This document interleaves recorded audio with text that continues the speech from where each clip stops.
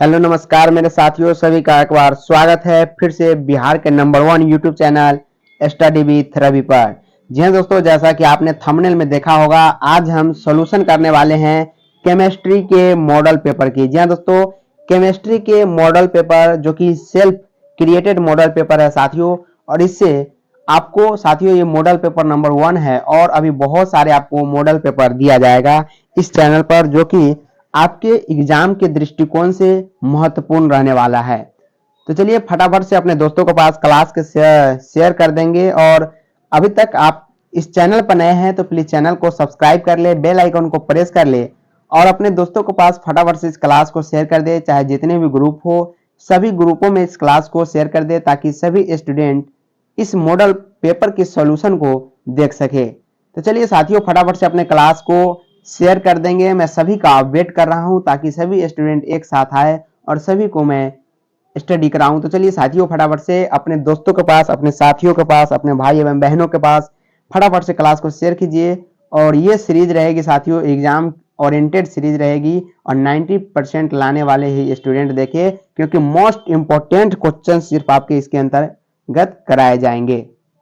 साथियों मैं बता दूं एक आवश्यक सूचना, अगर आपके पास कोई भी ऐसा स्टूडेंट हो जो पैरामेडिकल की तैयारी कर रहा हो तो उसे जरूर बताएं साथियों, इस चैनल पे पैरामेडिकल एंड पॉलिटेक्निक और 11th 12th यानी 10th सभी प्रकार के सब्जेक्ट की तैयारी इस पर आपको कराई जाती है। तो चलिए बिना समय को गंवाए हुए आज की क्लास को करते हैं स्टार्ट। आशा करता हूं कि आप सभी दोस्तों के पास शेयर कर दिए होइएगा, चैनल को सब्सक्राइब कीजिए और इस वीडियो को अभी तक लाइक नहीं किए हैं तो प्लीज वीडियो को लाइक जरूर करें। तो चलिए आज की वीडियो को करते हैं स्टार्ट। महातांडव सीरीज की शुरुआत। पहला क्वेश्चन केमिस्ट्री के मॉडल सेट नंबर 1 की पहला क्वेश्चन आपकी स्क्रीन के सामने ये रहा। चलिए मेरे प्यारे साथियों, सभी लोग इसका आंसर अपने कमेंट बॉक्स में बताएंगे फटाफट अंदाज में और अपने दोस्तों के पास क्लास को फटाफट से शेयर कर देंगे। और इसका आंसर आप लोगों को कमेंट बॉक्स में बताना है। पहला क्वेश्चन क्या पूछा है आपसे कि अयस्क में उपस्थित अशुद्धि को कहते हैं। जी हाँ दोस्तों, अयस्क में उपस्थित अशुद्धि को क्या कहते हैं, इसको आपको बताना है। और ये आपसे सवाल न जाने कितने बार बिहार बोर्ड में पूछा गया है, केमिस्ट्री से उठाया गया क्वेश्चन है, क्योंकि हम कर रहे हैं केमिस्ट्री के मॉडल सेट नंबर 1 की सोल्यूशन।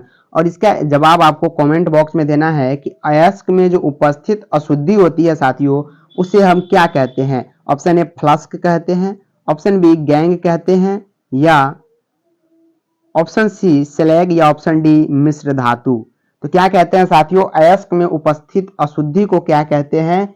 जी हाँ, गैंग कहते हैं। क्या कहते हैं, गैंग कहते हैं। ये आपको ध्यान देने वाली बात है, गैंग कहते हैं। साथियों अगर आप इसका पीडीएफ लेना चाहते हैं तो प्लीज टेलीग्राम चैनल को जरूर ज्वाइन करें। टेलीग्राम चैनल का लिंक इसी वीडियो के नीचे डिस्क्रिप्शन में दिया गया है। और ये सेल्फ हैंडराइटिंग नोट्स है साथियों, जो आपको मिल जाएगा मॉडल सेट क्लास के बाद। चलिए दूसरा नंबर सवाल आपके स्क्रीन के सामने। स्मेल्टिंग में धातु के ऑक्साइड, क्या स्मेल्टिंग में धातु के ऑक्साइड के अपचयन में संयुक्त है, क्या है। साथियों स्मेल्टिंग जब की जाती है तो धातु के ऑक्साइड के अपचयन में क्या संयुक्त यानी क्या मिलाया जाता है, आपको बताना है। 2 नंबर सवाल का जवाब आपको कमेंट बॉक्स में फटाफट अंदाज में देना है कि स्मेल्टिंग में धातु के ऑक्साइड के अपचयन में संयुक्त है, क्या है। एल्युमिनियम है, कार्बन है, मैग्नीशियम है, या कोबाल्ट है। तो क्या है दोस्तों, जी हाँ कार्बन है। क्या है, कार्बन मिश्र धातु के रूप में कार्य करता है, इसलिए कार्बन को स्मेल्टिंग में मिलाया जाता है अपचयन के लिए। चलिए 3 नंबर सवाल, मोस्ट इंपोर्टेंट क्वेश्चन आपके स्क्रीन के सामने ये रहा। कहता है कि फैराडे का विद्युत विच्छेदन का द्वितीय नियम संबंधित है। जी हाँ दोस्तों, फैराडे के विद्युत विच्छेदन का द्वितीय नियम किससे संबंधित है, ये आपको बताना है। सभी को कमेंट बॉक्स में आंसर बताना है फटाफट अंदाज में कि फैराडे का विद्युत विच्छेदन का द्वितीय नियम संबंधित है। ऑप्शन ए धनायन के परमाणु संख्या से, ऑप्शन बी ऋणायन के परमाणु संख्या से, ऑप्शन सी धनायन के वेग से, या ऑप्शन डी विद्युत अपघटन के समतुल्य भार से। जी हाँ दोस्तों, किससे है फैराडे का विद्युत विच्छेदन का द्वितीय नियम। साथियों मैं बता दूं, अगर आपको 2 नंबर का क्वेश्चन पक्का करना है तो एक फैराडे का क्वेश्चन आता है साथियों 2 नंबर में, जो बार बार पूछा जाता है तो इसे आप कंप्लीट कर लेंगे अभी से ही शॉर्ट नोट्स के माध्यम से, या जो मैं करा रहा हूं साथियों क्लास में, जो VVI सब्जेक्टिव का जो वीडियो आया हुआ है उसको आप जरूर देख ले। तो फैराडे का विद्युत विच्छेदन का द्वितीय नियम किससे संबंधित है? जी हाँ, विद्युत अपघटन के समतुल्य भार से संबंधित है। ये आपको ध्यान देने वाली बात है, यहाँ पे भार से संबंधित है, वेग से बिल्कुल भी नहीं, संख्या से तो बिल्कुल भी नहीं है। तो संख्या यहाँ भी है, इसको भी काट देंगे। ऑप्शन नंबर डी बचता है जो कि एकदम राइट है। फैराडे के विद्युत विच्छेदन का द्वितीय नियम किससे संबंधित है? विद्युत अपघटन के समतुल्य भार से। चलिए आगे चौथा नंबर सवाल आपके स्क्रीन के सामने क्या है कि निम्नलिखित में से कौन द्वितीय सेल है? साथियों इस क्वेश्चन को आप इंपोर्टेंट VVI कर सकते हैं 2024 बोर्ड एग्जाम के लिए, क्योंकि ये सवाल नहीं जाने कितने बार बिहार बोर्ड में पूछा है और आगे भी पूछने की पूरी संभावना बनती है कि कौन प्राथमिक सेल है, कौन द्वितीयक सेल है। इससे आपको सवाल आएगा ही आएगा, क्योंकि अभी हम मॉडल सेट करा रहे हैं, इसीलिए इस मॉडल सेट को लाया गया है कि आपको पता चले कि कहां से सवाल उठाया है। जैसे साथियों मॉडल पेपर में हमने द्वितीयक सेल उठाया है, तो आपको ध्यान देना है क्या? प्राथमिक सेल, क्योंकि मॉडल सेट में जो देता है वही उसके जस्ट अपोजिट या वही क्वेश्चंस आपके बिहार बोर्ड में छप जाते हैं। तो 4 नंबर क्वेश्चंस का जवाब आपको देना है कि निम्नलिखित में से कौन द्वितीयक सेल है। ऑप्शन ए है Leclanche cell, option B lead storage cell battery, या ऑप्शन सी सांद्रण सेल, या ऑल ऑफ दीज। चलिए सभी लोग कमेंट बॉक्स में बताएंगे कि कौन द्वितीयक सेल है। जी हाँ, कौन है द्वितीयक सेल? Lead storage battery. जी हाँ, लेड स्टोरेज बैटरी जो होता है द्वितीयक सेल के रूप में जानी जाती है। ये आपको ध्यान देने वाली बात है। ऑप्शन नंबर बी एकदम राइट है। चलिए आगे 5 नंबर क्वेश्चन आपके स्क्रीन के सामने कहता है कि सामान्य सूत्र CnH2n वाले यौगिक को क्या कहते हैं? ये आप ऑर्गेनिक के फर्स्ट क्लास में ही पढ़े होइएगा कि सामान्य सूत्र CnH2n वाले यौगिक को क्या कहते हैं। पूरी की पूरी ऑर्गेनिक केमिस्ट्री इसी पर डिपेंड है साथियों, CnH2n+2 वाले फॉर्मूले पर। आपको ध्यान देने वाली बात यही है कि ऑल ऑर्गेनिक केमिस्ट्री में सभी चैप्टरों में चर्चा होगी तो सिर्फ इस फॉर्मूले की होगी साथियों, क्योंकि ऑर्गेनिक केमिस्ट्री की शुरुआत इसी फॉर्मूले से हुई थी। चलिए बताइए, और ये क्वेश्चंस आपसे मैं पूछ रहा हूं कि कौन सी ऑर्गेनिक कंपाउंड प्रयोगशाला में पहली बार बनाया गया? इसका जवाब आपको कमेंट बॉक्स में देना है क्लास एंड होने के बाद। फिर से सुनिए कि प्रयोगशाला में कौन सी ऐसी ऑर्गेनिक कंपाउंड थी जो सबसे पहले बनाया गया था। चलिए इसका जवाब अभी दीजिए कि सामान्य सूत्र CnH2n वाले यौगिक क्या होते हैं? एल्कीन होते हैं, एल्काइन होते हैं, एल्केन होते हैं, या नॉन ऑफ दीज। ये क्या होते हैं? सामान्य सूत्र CnH2n वाले यौगिक क्या होते हैं साथियों? जी एल्केन होते हैं। क्या होते हैं? एल्केन होते हैं। मैं आपको बता दूं एल्केन कब होगा? जब ये 2 हट जाएगा, CnH2n एल्कीन, CnH2n+2 क्या हो जाएगा? एल्काइन हो जाएगा, एल्केन हो जाएगा, सॉरी एल्केन हो जाएगा। ऑप्शन नंबर सी एकदम राइट है, एल्केन। 6 नंबर सवाल आपके स्क्रीन के सामने, 6ठा नंबर क्वेश्चन क्या कहता है? कहता है कि हीलियम का मुख्य स्रोत क्या है? यह हीलियम का मुख्य स्रोत क्या है? बिहार बोर्ड कई बार इस क्वेश्चन को रिपीट कर चुका है। अगर विश्वास न हो तो आप लोग प्रीवियस ईयर्स की क्वेश्चन उठा के देख सकते हैं, और ये ऐसे ऐसे क्वेश्चन इसमें मॉडल सेट में तैयार किए गए हैं साथियों, जो बिहार बोर्ड कई बार पूछे हुए हैं और 2024 में भी पूछने की पूरी संभावना बनेगी, और डायरेक्ट क्वेश्चंस आपकी इस क्लास से आएगी ही आएगी। तो चलिए हीलियम का मुख्य स्रोत क्या है? ऑप्शन ए कहता है हवा है, रेडियम है, मोनाजाइट है, या जल है। साथियों हीलियम का मुख्य स्रोत क्या है? तो वो हवा है। हवा से सबसे ज्यादा हीलियम प्राप्त किया जाता है। किसे? हवा से सबसे ज्यादा हीलियम प्राप्त किया जाता है, ये आपको ध्यान देने वाली बात है। चलिए आगे 7 नंबर सवाल, मोस्ट इंपोर्टेंट, और जितना ज्यादा स्टार दे सकूं इसे आप दे सकते हैं स्टार, क्योंकि बार बार ये क्वेश्चन आपसे पूछा गया है। मुझे तो स्टार बनाने नहीं आता, आप लोग चाहे तो 6 स्टार इसे आप दे सकते हैं, क्योंकि मोस्ट वांटेड क्वेश्चन है बिहार बोर्ड के लिए और बार बार ये क्वेश्चन पूछा गया है। कहता है कि 96,500 कूलम, क्या 96,500 कूलम। सबसे पहले मैं ये बता दूं कि एक फैराडे कितना एक फैराडे बराबर कितना होता है साथियों? 96,500 होता है। ये आपसे फर्स्ट ऑब्जेक्टिव पूछा जा सकता है, जो कि मोस्ट इंपोर्टेंट ऑब्जेक्टिव है, और बिहार बोर्ड न जाने कितने बार इस ऑब्जेक्टिव को पूछ दिया है कि एक फैराडे बराबर कितना होता है? 96,500। या उलट के पूछ सकता है कि 96,500 बराबर कितना होता है? तो 1 फैराडे होता है। ये आपको ध्यान देने वाली बात है। चलिए 7 नंबर फाइनली आप इसका आंसर बताइए कि 96,500 कूलम्ब विद्युत कॉपर सल्फेट के विलयन से मुक्त करता है। कितना करता है? ये एकदम फाइनल क्वेश्चन है, इसमें आपको नहीं ऑप्शन चेंज करेगा, नहीं इसका ये जो दिया हुआ है रासायनिक नाम ये चेंज करेगा, और नहीं ये चेंज करेगा। और ये लगभग 2019 और 2021 में क्वेश्चंस रिपीट किया गया है, 1 साल 2 साल छोड़ के, और आशा है कि ये 2024 में रिपीट करे और आप लोग इसे सही कर कर जरूर आए। तो इसका आंसर आप लोग बताएंगे कि 96,500 कूलम्ब विद्युत कॉपर सल्फेट के विलयन से मुक्त करता है साथियों। कितना करता है? तो ये 76 ग्राम तांबा के मुक्त करता है। ये ध्यान देने वाली बात है। कितना? 31.76 ग्राम तांबा। ये फिक्स डाटा है इसका। चलिए 8 नंबर सवाल कहता है कि सोना धातु का ऑक्सीकरण संख्या होता है, और इसे हम मोस्ट वांटेड बोलेंगे साथियों कि बार बार ये आपसे हर एक मोड़ पर ये सवाल आपको टकराएगा, क्योंकि ये ऐसा सवाल है जो बिहार बोर्ड की नज़र में गड़ी हुई रहती है कि सोना धातु का ऑक्सीकरण संख्या कितना होता है। और सभी स्टूडेंट इसे ध्यान में रखते हैं। एक होता है जो कि एकदम बिल्कुल पहले इसे काट देंगे। सोना धातु की ऑक्सीकरण संख्या साथियों 0 होती है। ये ध्यान देने वाली बात है। ऑप्शन नंबर बी एकदम राइट है, 0। चलिए आगे चलते हैं। नेक्स्ट सवाल आपके स्क्रीन के सामने 9 नंबर क्वेश्चन क्या कहता है कि उष्मा और विद्युत का अच्छा चालक है। जी हाँ, उष्मा और विद्युत का अच्छा चालक है। ये क्वेश्चन आपसे 4 से 5 बार अभी तक बिहार बोर्ड में आया गया है। इसलिए मैं बोलता हूं बार बार कि मॉडल पेपर को करना बहुत ज्यादा जरूरी है साथियों, क्योंकि मॉडल पेपर से ही आपको पता चलेगा कि क्वेश्चंस कहां से उठाता है और बिहार बोर्ड ने क्या आगे 2024 के एग्जाम में पूछने जा रहा है, और कितनी लेवल की, कौन सी लेवल की क्वेश्चंस आपसे पूछा जाएगा। ये मोस्ट इंपोर्टेंट रहता है मॉडल पेपर। इसीलिए सॉल्व हम लोग करवाते हैं कि स्टूडेंट को पता चले कि कौन सी चैप्टर से कहां से ये क्वेश्चंस उठाया गया है।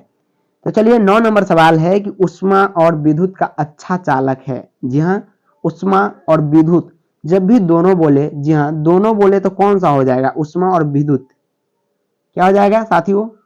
जी हाँ, सभी का राइट है, ग्रेफाइड हो जाएगा। ग्रेफाइड ऑप्शन यानी सी ऑप्शन एकदम राइट है। अगर आप लोग बताइए दोनों के पूछे तब ग्रेफाइड है, और विद्युत को काट दे, सिर्फ पूछे उष्मा की सबसे अच्छा चालक कौन है, तो कौन होगा ये बताइए आप लोग। सभी का कमेंट में आना चाहिए कि उष्मा का सबसे अच्छा चालक कौन हो जाएगा। तो हीरा हो जाएगा। कौन? हीरा हो जाएगा उष्मा का। और फाइनली अभी लिए इसका आंसर क्या है? अभी के लिए ग्रेफाइड है, क्योंकि इसमें आपसे दोनों पूछा है, विद्युत भी और उष्मा भी पूछा है। चलिए आगे चलते हैं। 10 नंबर क्वेश्चन क्या कहता है कि कार्बन की संयोजकता है। जी दोस्तों, कार्बन का संयोजकता कितना है ये आपको बताना है, और इसका जवाब अगर आप लोग नहीं दे पाइएगा साथियों 10 नंबर क्वेश्चन का, तो कुछ नहीं कर पाइएगा, क्योंकि ये आपसे नॉर्मल सा क्वेश्चन है और ये 10th में पढ़ा दिया जाता है कि साथियों कार्बन का संयोजकता कितना होता है। और ये सवाल ऐसे हलवा मत मानिए, क्योंकि ये भी सवाल आपसे पूछा गया है, बहुत बार पूछा गया है। तो अभी इसका जवाब बताइए कि कार्बन का संयोजकता है कितना है? 1 है, 2 है, 3 है या 4 है? जी कितना है कार्बन की संयोजकता साथियों? बिल्कुल 4 है। ऑप्शन नंबर डी एकदम सही है। कहने का मतलब है कार्बन 4 तरफ से जुड़ता है, 1 2 3 और 4, चारों तरफ से अपनी बॉन्ड की फुलफिल करता है। तो कार्बन की संयोजकता कितनी है? 4 है। ये ध्यान देने वाली बात है, मोस्ट इंपोर्टेंट सवाल है ये। चलिए 11 नंबर क्वेश्चन आपके स्क्रीन के सामने कि निम्नलिखित जलीय घोल में किसका क्वथनांक अधिकतम होगा? ये आपको बताना है। जल्दी जल्दी बताइए कमेंट बॉक्स में।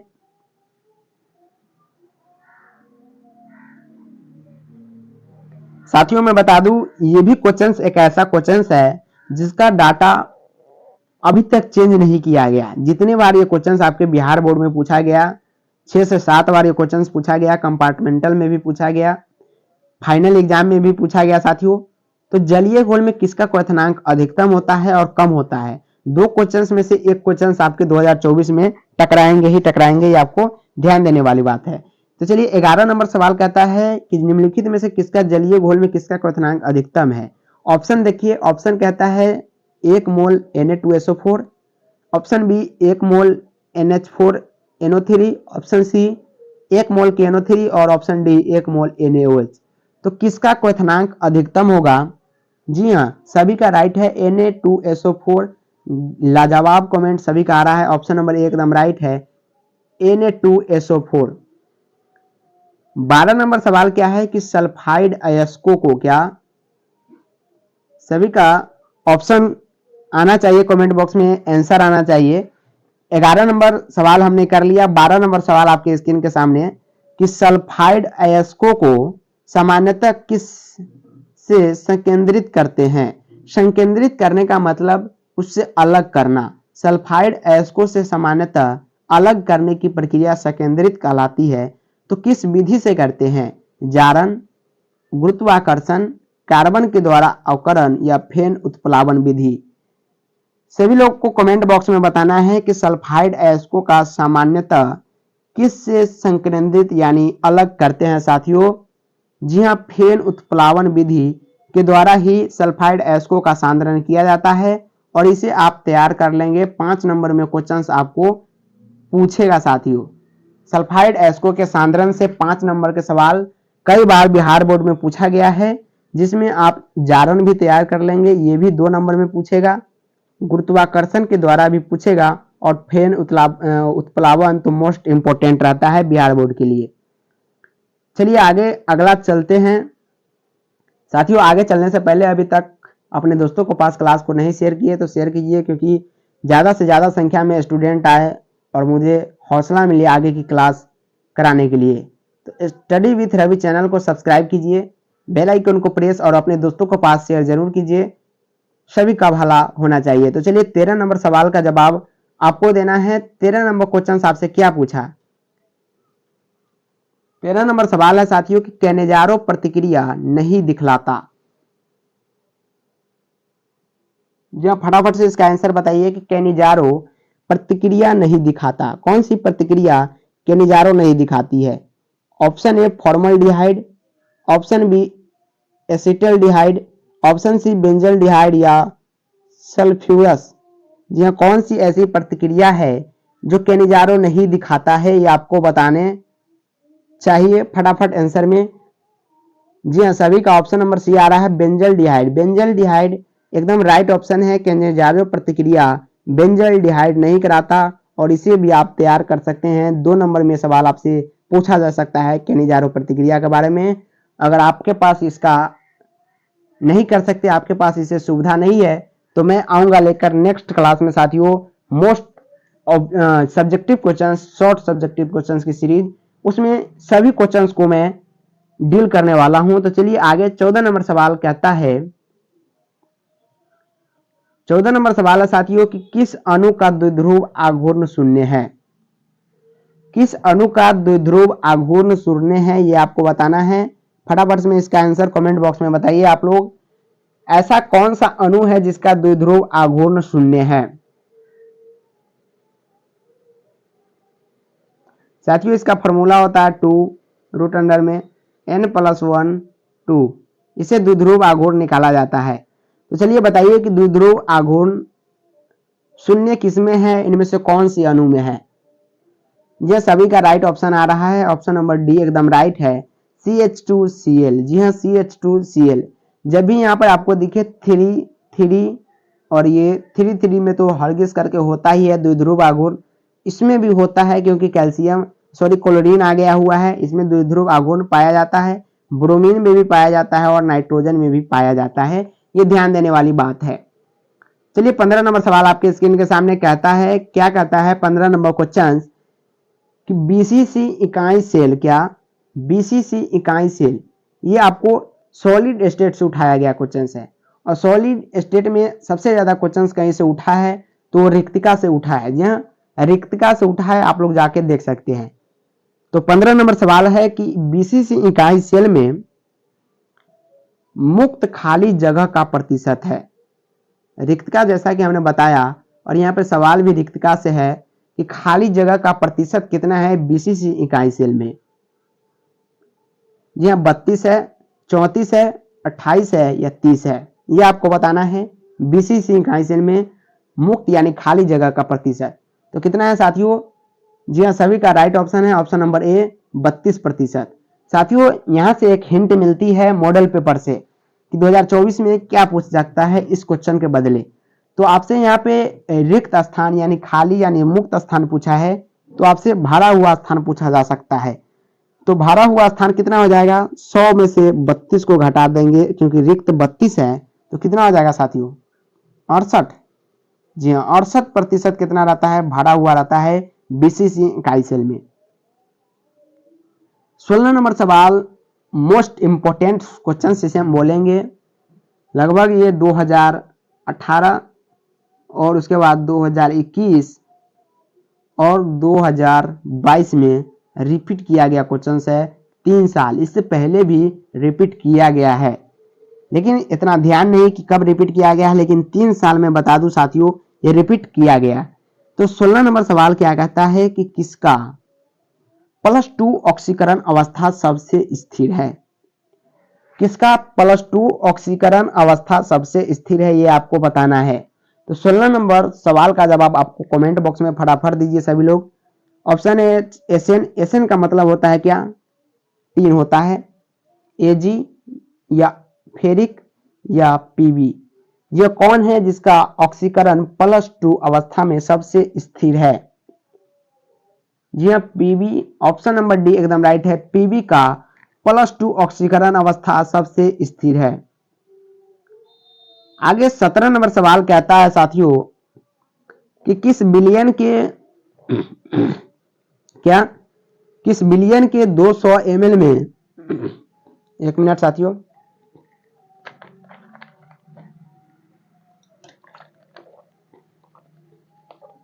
ये दोस्तों किस बिलियन के 200 ml में 2 ग्राम NaOH घुले हैं, बिलियन की मोलरता क्या होगी आपको बताना है। चलिए फटाफट से कमेंट बॉक्स में बताइए आप लोग। जी हाँ, क्या हो जाएगा साथियों? किस बिलियन में 200 ml में 2 ग्राम NaOH घुले हैं, बिलियन की मोलरता क्या होगी? मोलरता निकालने की फॉर्मूला भी आपको याद होनी चाहिए। मोलरता और मोललता यानी मोलारिटी, मोलालिटी और नॉर्मालिटी, 3 क्वेश्चंस आपको ठोस अवस्था से याद करके जाना है। ये क्वेश्चंस आपको मात्र 2 नंबर में पूछेगा। तो चलिए 17 नंबर क्वेश्चन का जवाब बताइए कि किस बिलियन में 200 ml में 2 ग्राम NaOH घुले हैं, बिलियन की मोलरता क्या होगी? ये क्या होगी? 0.25। ऑप्शन नंबर ए एकदम राइट है, और ये सवाल अभी तक कभी नहीं चेंज किया गया है। जी हाँ, ये जैसा कि मैं बता रहा हूं, ये सवाल अभी तक कभी चेंज नहीं किया गया है, सेम टू सेम यही डिजिट डाल के आपसे पूछा गया है। चलिए 18 नंबर सवाल आकृति के है, और आकृति से भी आपसे सवाल पूछा जा सकता है, जो कि इनऑर्गेनिक केमिस्ट्री से उठाया गया है।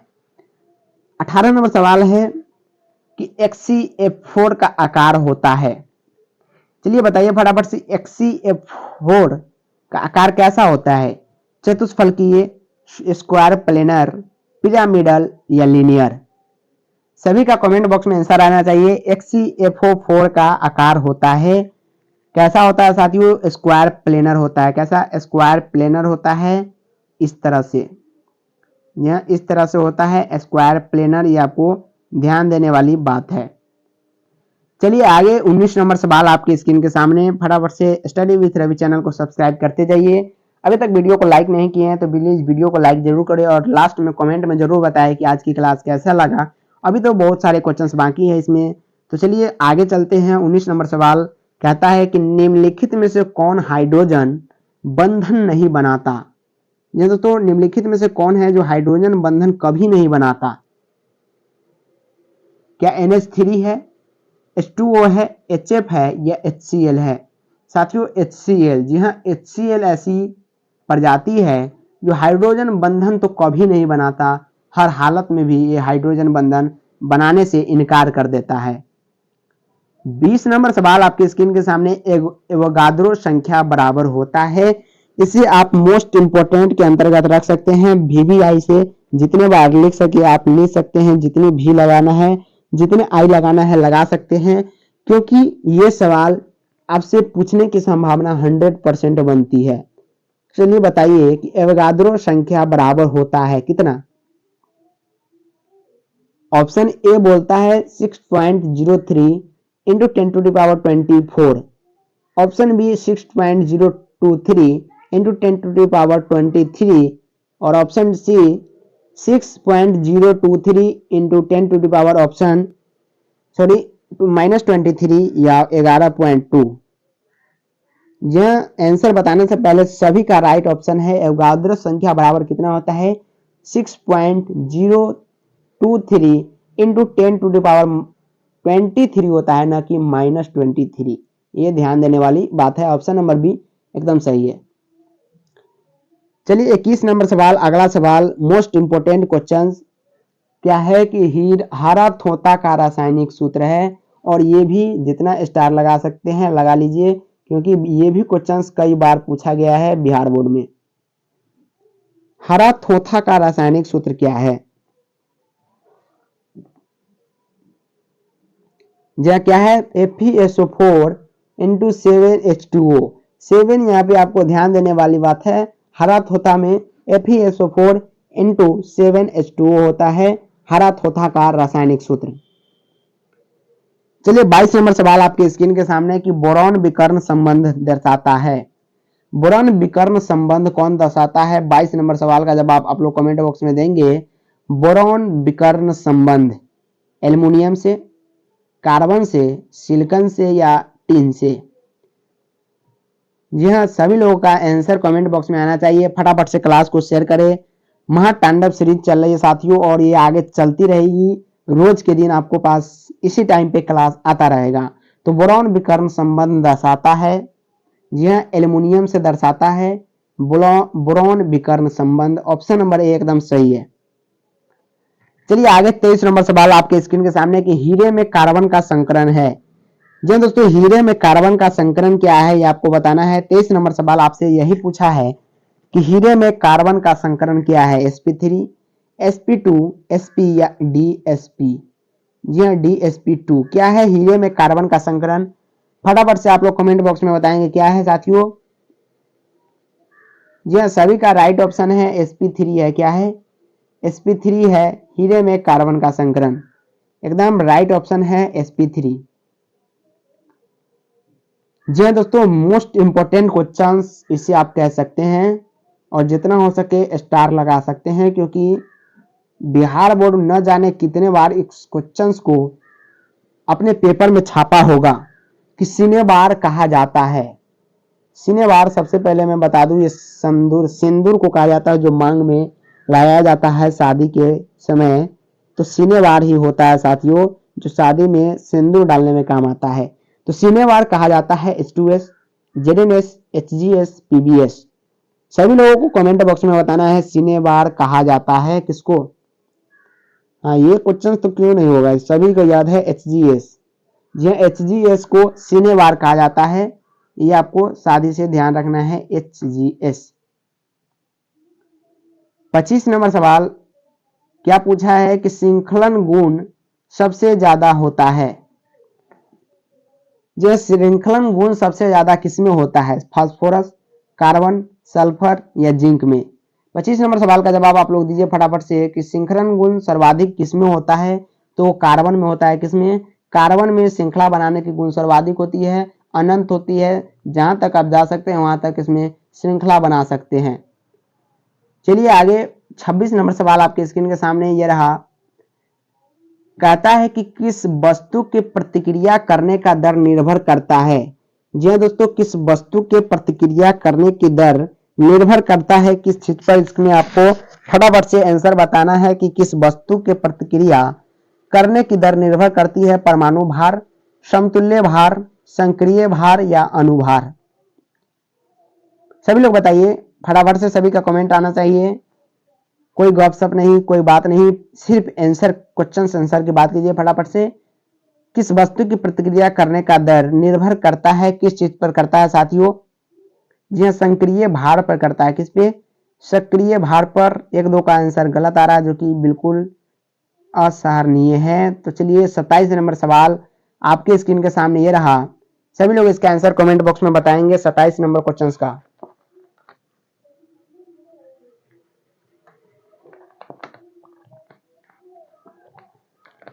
यह कौन सा बेरवादार ठोस है? चलिए बताइए फटाफट से।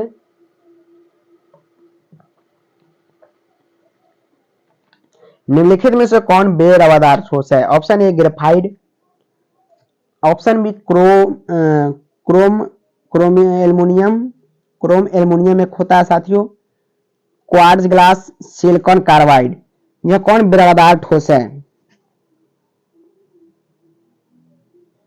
सभी का एकदम राइट है, क्वार्ट्ज ग्लास। यह क्वार्ट्ज ग्लास एकदम बेरवादार ठोस है, इसलिए इसे बेरवादार कहा जाता है कि इसे अगर आप धूप में रख दीजिएगा तो ये पिघल जाता है। क्या? पिघल जाता है। और ठंडी के मौसम में आपको पता होगा ये पूरी पिघल कर ऐसे जब ग्लास होती है तो ऊपर से पतला और नीचे में मोटा हो जाती है। कैसा? मोटा हो जाती है ठंडी के मौसम में। ये आपको ध्यान देने वाली बात है। चलिए 28 नंबर सवाल फटाफट करते हैं। एंजाइम क्या है? यह एंजाइम क्या है? कार्बोहाइड्रेट, प्रोटीन, लिपिड या नॉन ऑफ दीज? यह दोस्तों मोस्ट इंपोर्टेंट क्वेश्चन है ये भी। एंजाइम क्या है? एंजाइम क्या है साथियों? तो ये एक प्रकार का प्रोटीन होता है। क्या? एंजाइम एक प्रकार का प्रोटीन होता है, ध्यान देने वाली बात है। 29 नंबर सवाल क्या है कि नेचुरल रबर किसका बहुलक है? चलिए बताइए फटाफट से कि नेचुरल रबर किसका बहुलक है? स्टाइरिन, आइसोप्रीन, क्लोरोप्रीन या ब्यूटाडाइन? तो नेचुरल रबर किसका बहुलक है? सभी लोग इसका आंसर कमेंट बॉक्स में देंगे। जी हाँ, आइसोप्रीन का। आइसोप्रीन का नेचुरल रबर बहुलक है और 2024 में इसका काम तमाम होने वाला है साथियों, क्योंकि ये सवाल 2024 में 100 to 10% क्वेश्चन ये आपके एग्जाम में देखने को मिलेगा। चलिए आज का लास्ट क्वेश्चन आपके स्क्रीन के सामने। डेटॉल का उपयोग किया जाता है। यह डेटॉल का उपयोग किया जाता है। केमिस्ट्री इन एवरीडे लाइफ से उठाया गया क्वेश्चन है और सभी लोग इसका जवाब देंगे कि डेटॉल का उपयोग किया जाता है। साथियों इस चैप्टर से डेटॉल के बारे में उठाया गया, तो आपको ध्यान देने वाली बात है, आपको पैरासीटामोल को याद कर लेना है कि किस काम में आता है, दवाई के नाम याद कर लेना है, क्योंकि वहां से क्वेश्चन उठेगा। तो मॉडल सेट का यही सबसे ज्यादा फायदा है कि क्वेश्चन कहां से उठेगा ये आपको पूरी तरह से अनुभव मिलती है, और किस प्रकार की उठेगी, हार्ड या क्वेश्चन हार्ड मिलेगी, लो मिलेगी क्वालिटी की, ये आपको पता चल जाता है मॉडल सेट से। तो जो भी क्वेश्चंस आपको 2024 में मिलेंगे साथियों, सभी सिंपल सी क्वेश्चंस मिलेंगे। जो भी मैं क्लास में कराऊंगा वही क्वेश्चंस निश्चित रूप से 100 to 10% आपके एग्जाम में आएंगे। चलिए बताइए डेटॉल का उपयोग कहाँ किया जाता है, क्या किया जाता है डेटॉल का? संक्रमणहारी के लिए, मलेरिया रोधी, प्रतिरोधी या ऑल ऑफ दीज? ये तो प्रतिरोधी, संक्रमणहारी और मलेरिया रोधी तीनों के लिए डेटॉल का उपयोग किया जाता है, यानी इसका आंसर क्या हो जाएगा? ऑप्शन नंबर डी हो जाएगा। तो चलिए फटाफट से वीडियो को लाइक कर लीजिए, चैनल को सब्सक्राइब कर लीजिए फटाफट से, और इसका अगर पीडीएफ चाहिए साथियों तो टेलीग्राम चैनल को जरूर ज्वाइन करें। डिस्क्रिप्शन में टेलीग्राम चैनल का लिंक दिया हूँ, और अपने दोस्तों के पास भी क्लास को शेयर करें ताकि सभी का सपोर्ट मिले और मैं आगे की क्लास लाता रहूं। ये रहा आपका आंसर, अब आंसर इसमें भी दिया हुआ है, और पीडीएफ के लिए आप टेलीग्राम चैनल को ज्वाइन कर सकते हैं। तो आज के लिए इतना ही साथियों, मिलते हैं फिर से नेक्स्ट क्लास में कुछ और महातांडव के साथ। तब तक के लिए जय हिंद, जय भारत, जय बिहार।